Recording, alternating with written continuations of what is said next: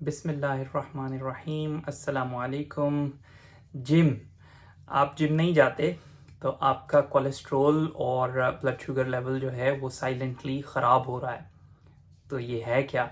American heart association के मुताबिक जो मसल्स हैं वो हमारी बॉडी में सबसे बड़ा मेटाबॉलिक ऑर्गन है और ये हमारी बॉडी में ब्लड शुगर लेवल को रेगुलेट करने में और कोलेस्ट्रॉल को रेगुलेट करने में बहुत अहम किरदार अदा करते हैं।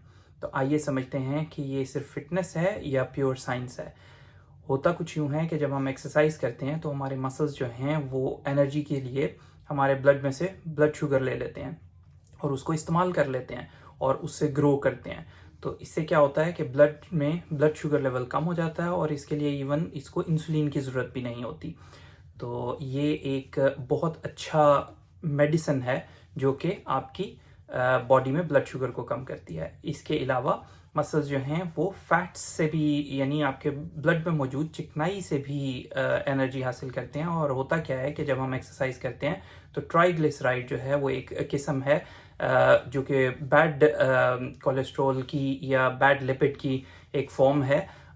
वो उसको कंज्यूम करते हैं और HDL जो कि अच्छा कोलेस्ट्रॉल है उसकी मिकदार को ब्लड में बढ़ाते हैं।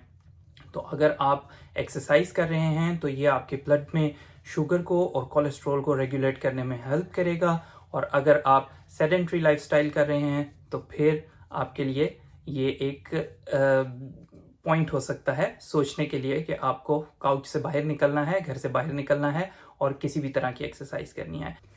तो जनाब, वर्ल्ड हेल्थ ऑर्गेनाइजेशन भी ये कहती है कि आपकी जो मसल्स हैं उनकी एक्टिविटी से इंसुलिन की सेंसिटिविटी बढ़ जाती है और इस तरह से न सिर्फ कि इंसुलिन के बगैर भी मसल्स ब्लड ग्लूकोज कम करने में मदद देते हैं बल्कि इंसुलिन की सेंसिटिविटी को भी बढ़ाते हैं और उसकी कारकर्दगी को भी बेहतर बनाते हैं। तो ये इस तरह से हम कार्डियोवास्कुलर मेडिसिन में इस वजह से हम ये कहते हैं कि एक्सरसाइज जो है वो एक मेडिसिन है।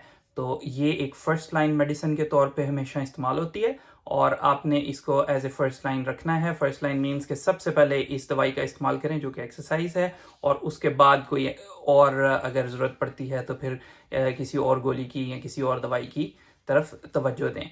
तो ठीक है जनाब, आपने आज से अपना गोल सेट करना है कि कम से कम 30 मिनट रोज़ाना वॉक करनी है, क्योंकि चॉइस आपकी है 30 मिनट वॉक या फिर अस्पताल के चक्कर।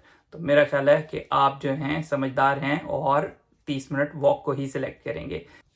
खुश रहिए और खुश रखिए। आपसे मिलेंगे अगली वीडियो में, तब तक के लिए अल्लाह हाफिज़।